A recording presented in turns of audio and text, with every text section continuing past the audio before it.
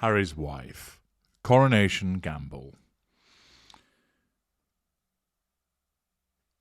King Charles III's coronation looms in a few months' time. And of course, there is speculation about the attendance of the Prince of Pink Pancakes and his handler. Will they attend? Will they not attend? Should Charles invite them? Should Charles consign them to Rosette? Should Charles not invite them? Daniela Elsa, writing in the New Zealand Herald, tells us King Charles's massive Prince Harry and Harry's wife's coronation gamble. Her opinion states, being the Archbishop of Canterbury used to look like quite the cushy gig. Sure, the mitre is a bit ridiculous, and overseeing royal weddings with live global TV audiences in the billions would be a tad nerve-wracking. Still, it looked like a relatively plum appointment, what with getting the keys to Lambeth Palace and never having to run a parish bake sale ever again. So, let's just pity Justin Welby, who got the posting in 2013.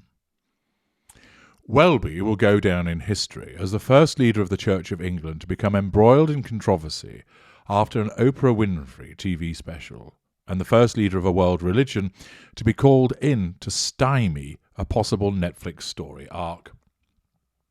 Hard to see Pope Francis taking a break from his day job to have to deal with the cardinals wanting to make a reality show. Over the weekend, Welby was back in the headlines with the Mail on Sunday reporting that King Charles has decided it is better to have royal refuseniks, the Duke and Duchess of Sussex, attend his May 6 coronation than to leave them to their own devices back in the United States, and to that end has asked the Archbishop to broker a deal with the couple. Now, Charles' activity there, of course, is looking to assert control. By not having the Sussexes at his coronation, he is viewing that subconsciously as a threat to his control and potentially damaging to his facade. He therefore wants to ensure their attendance. However, he is not lowering himself to approach them directly. His degree of grandiosity and haughtiness dictates that he's not the one that's going to contact the Sussexes direct and say, "Come now, you better come and visit." Instead, he has dispatched Welby as a lieutenant for the purposes of brokering a deal. That way, it enables Charles to save face should there be a refusal or continued refusal from the Sussexes, and therefore preserves that facade, and at the same time enables him to blame shift by suggesting that it was Welby who fucked up the arrangements and why the Sussexes didn't attend. According to the Mail, His Majesty is of the view that if the Sussexes stayed away from London, it could end up being a greater distraction than having the duo in the royal family's midst, which is why Charles is prepared to make concessions to persuade them to attend, i.e., to assert control, to get them to attend by seemingly making concessions. It's important to remember that a narcissist never really makes concessions, but rather expects you to do so to align with what the narcissist wants. This is why I regularly explain to people that when you're involved in some kind of negotiation or mediation with a narcissist, it's invariably a waste of time. If you do manage to reach a compromise, it's serendipity, because the compromise is only what the narcissist wanted. Bullying a narcissist is only going to threaten the sense of control. Cajoling and persuading and threatening a narcissist is, of course, only going to threaten the narcissist's sense of control. In certain skilled instances, you might be able to activate certain pressure points, but most people, it's beyond them. And therefore, it's far better not to waste your time or expectations in thinking that you're going to be able to do a deal, and instead, you are better focusing on the progression of the court case and using the court's teeth to get the result through the application of evidence.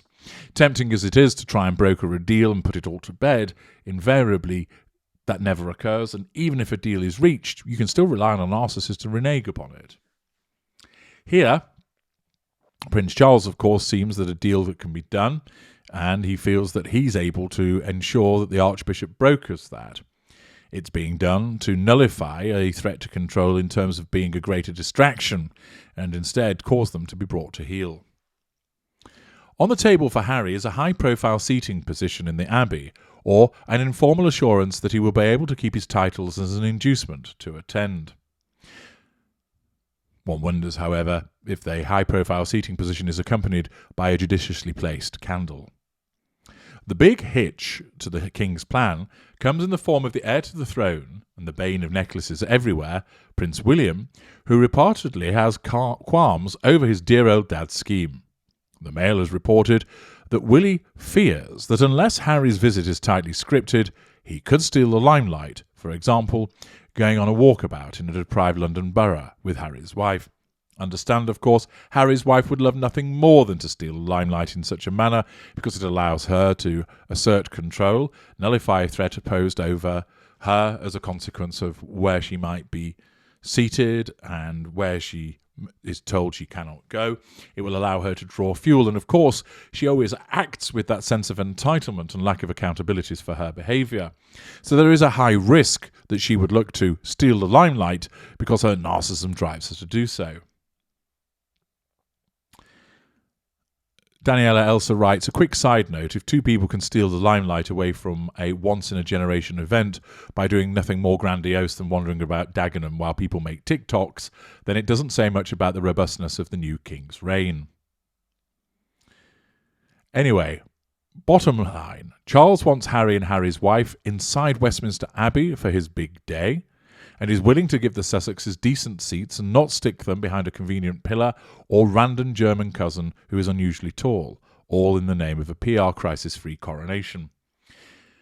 If this is accurate, however, I would suggest that this is a mistake, because kowtowing to the likes of Harry's wife will just encourage her to do it all the more.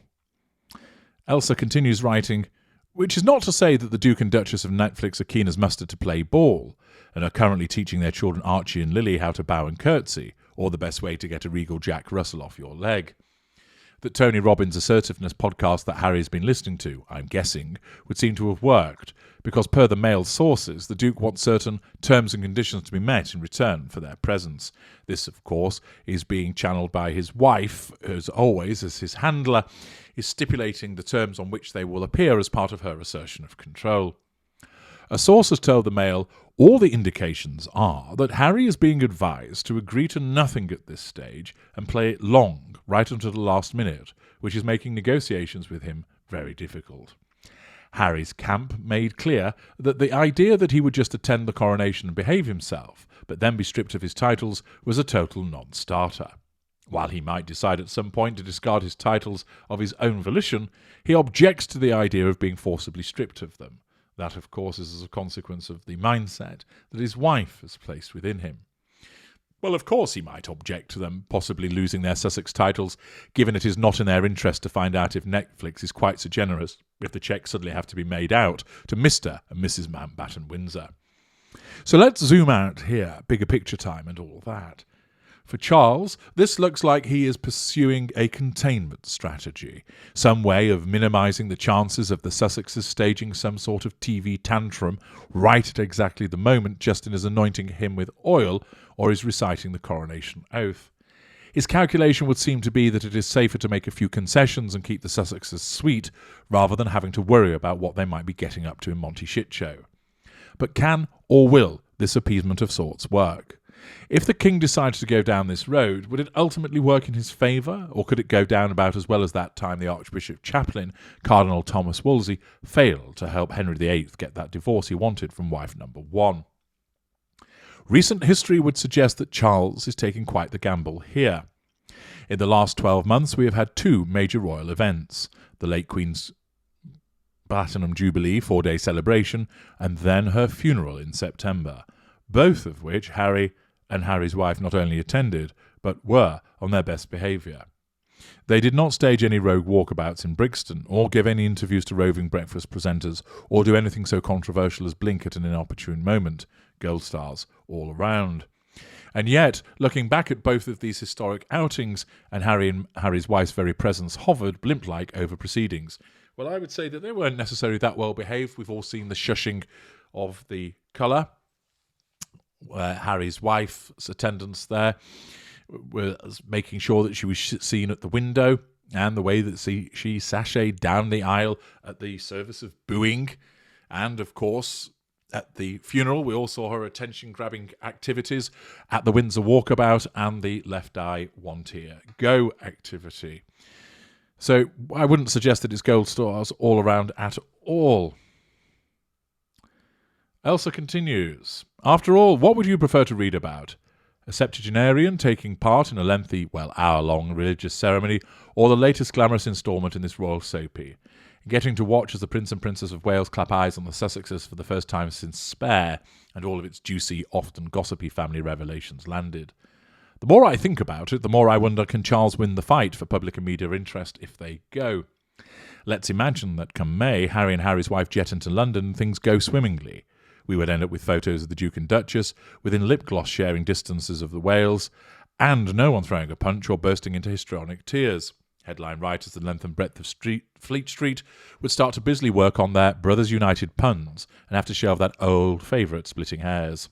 It would be the biggest, or at least most clicked, read and shared story of the day. Or let's imagine that things go the other way, and that having the Waleses and the Sussexes sharing a pew would trigger a repeat of Commonwealth Day 2020, when the Freudier between the two couples was so obvious they could have triggered a new ice age. It would be the biggest, or at least most clicked, read and shared story of the day. However, the other option for Charles, putting his foot down and issuing a coronation invitation with like it or lump it terms, is hardly likely to work in his favour. It is not as if Harry and Harry's wife are shy about popping up on TV screens and sharing their feelings about his family. Harry and Harry's wife have the king over something of a barrel, only the very best sort of barrel, of course, for His Majesty, though. Spare would seem to have hit its mark, and the way things stand now, with just over 3 months to go, is that Charles is willing to capitulate in order to avoid further drama. Lucky Justin Welby left to broker this deal. Here's hoping that UN peacekeepers might be able to lend him one of their signature blue berets, because he's going to need it. Those are the observations of Danielle Elsa. What King Charles needs to do is play a very firm line.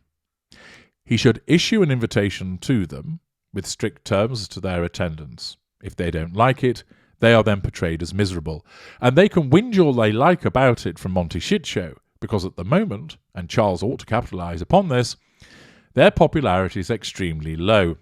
They have been witnessed whinging repeatedly. They have been engaging in the throwing of brickbats and mud at the royal family. Accordingly, if they were to bleat about their supposed treatment, we didn't go because we were going to be placed in row Z, very few people would have any sympathy for them. Most people would say, it's up to the king where you're seated, you don't want to be working royal, so therefore you shouldn't be front and centre, and after your behaviour, why would you expect anything else, you despicable duo? Accordingly, Charles' best approach would be to issue the invitation because that makes him look good, that he's issued the invitation, but not to pander or kowtow to what they want, but make it simply the case that if they're attending, this is what they attend, they don't get front row and centre, they don't get special privileges, and if that's something that they don't like, well, tough titty. And I would not be too concerned about them complaining, because it would just be more grist to the mill of painting them as two whinging entitled individuals.